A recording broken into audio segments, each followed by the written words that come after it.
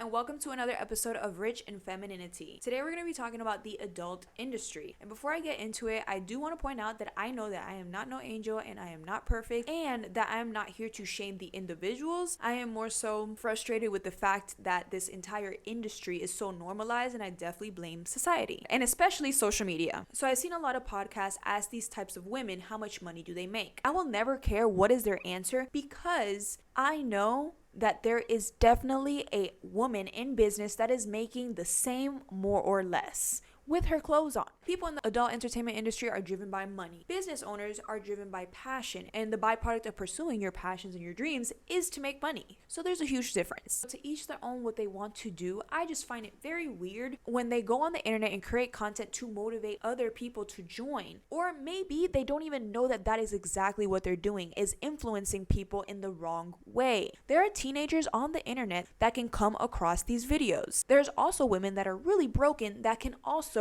get influenced by money. And yes, we can argue that, well, it's their decision to make, but they are still being a bad influence. Can you imagine when you were young and you wanted money, when you were broken or desperate or lonely or have low self-esteem? A reporter asked Mia Khalifa why did she get into the adult entertainment industry? And this is exactly what she said right after. How did a girl who was brought by her parents to the United States from Lebanon, your home country, schooled in the United States, clearly smart, went to university in Texas, read history. How did you get involved with the sex porn industry? I don't think low self-esteem discriminates against anyone. It doesn't matter if you come from a great family or if you come from a not so great background. I struggled my entire childhood with weight, and I never felt attractive or worthy of male attention. And then she also goes on to explain how it is a slow progression, how she got manipulated into getting into this industry. And this is something that is irreversible. Do you think there is some sort of post-traumatic stress that is in you from this experience? Yes, and I think it kicks in mostly when I go out in public, because the stares I get, I feel like people can see through my clothes, and it brings me deep shame. It makes me feel like I lost all right to my privacy, which I did, because I'm one Google search away. Those images you cannot expunge. No. You have no right, even though it is deeply personal to you, you have no right to remove them from anybody's view around the world. Yeah. I've also seen TikToks of women crying that they regret ever even considering getting on these apps and on these websites because of the fact that now that they want to stray away from the industry, they can't get a job. Their job discovered it and got fired. So many different things. Even if you didn't do the movies that have contracts that maybe you can never get off the internet, people can still screenshot that content or screen record your content, and you'll never be able to access that. They'll live on someone's phone forever. So whether you fail or succeed in the industry, these side effects are irreversible.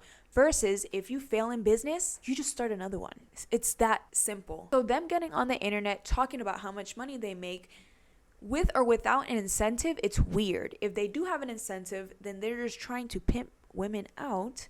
And if they don't have an incentive, then it's just as weird. Then what is the point of trying to get other women to get into the adult entertainment industry? It kind of reminds me of when you do something bad, you kind of want someone else to get involved or something like that, so then you can share that guilt with someone else. Of course, I promote starting your own business or scaling your business or start creating content, but none of that will ever have someone in such a state of guilt later on or regret. The worst thing that can happen is probably their video doesn't go viral or they just don't get any sales. But as long as they stay consistent, then they can actually build that 6 or 7 figure business. So my main thing is these individuals think that this is the right thing to do at that time, but so many people after talk against it and how they didn't know what they were doing, that they wish that they never did it. Aside from just Mia Khalifa, we also have Blac Chyna. I'm past that.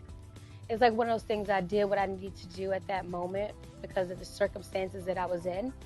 And then it's like you do it and it's just like you got to get out of it. And besides, like me being baptized, like that's just not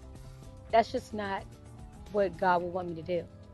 Like, and it's kind of like, no, It's degrading. So imagine each one of these women that are just getting on the internet inspiring women to get into the adult entertainment industry, but then that same person 3 or 5 years from now then turn their life around. That's great for them. Love that for them. But all the other people that they influence along the way, now they might also be unhappy with their decision as well. I know people in this industry and we talk. So I know that a lot of these women deep down inside, they do not want to be in this industry. Most of which have to take drugs and be under the influence of something just to get through that night and get through that session. And of course, when people talk about this subject around them, they're going to always have their own back and pretend that they are feeling empowered and that they feel that this is a great thing that they're doing in life. But deep down inside, nobody wants to be doing that for the rest of their life. They don't want to be doing it ever. They just made that decision and then now have to go hard in convincing themselves and convincing other people that they actually enjoy doing this for a living, and especially not for the rest of their life. A lot of them also try to say that they do it for their family. I'm pretty sure your family rather have you working at McDonald's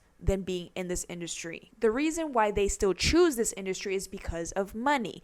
They know that they can make so much more within this industry, and they probably have already built up their lifestyle to a point that a regular job at Starbucks is just not going to be able to pay for that lifestyle. So they just stay in that cycle. I personally wish a lot more would understand that they can get out of the industry. They can start their own business and make the exact same type of money or even more. And because I am passionate about this subject in particular and helping so much more women either refrain from starting in the industry or get out of the industry and start their own business, please go ahead and share this video with whoever you feel like might get a lot of value out of this video. Because just by knowing that one person refrained from being in this industry or staying in this industry, that would definitely make me feel so much more fulfilled. Now I'm going to shamelessly plug in my free masterclass, the Social Media Attraction and Conversion Blueprint, that can teach you how to start monetizing on social media. So whether you take it and run with it and never pay me $1, doesn't matter. You are still going to get lots of value out of that video training, or you can come and join one of my programs. Either way, you will learn how to get on social media, how to monetize something that you already know how to do,